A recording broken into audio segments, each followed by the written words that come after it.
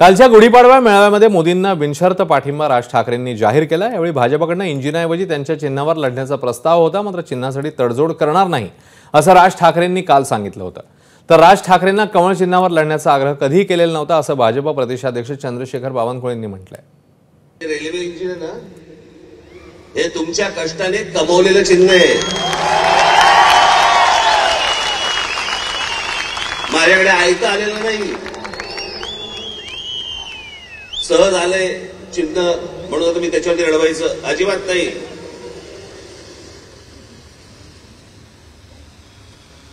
चिन्हावरती compromise होणार नाही।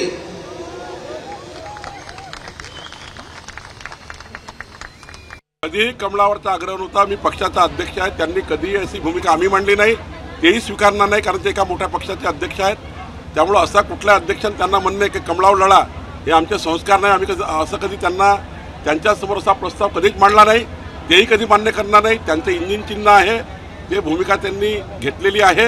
पण मी तुम्हाला सांगेल, उद्धव ठाकरेंनी जी भूमिका घेतली ती हिंदुत्व विरोधी घेतली, राजसाहेबांनी जी भूमिका घेतली ती हिंदुत्वाला पुढे नेण्याची घेतली आहे। एबीपी माझा, उघडा डोळे बघा नीट।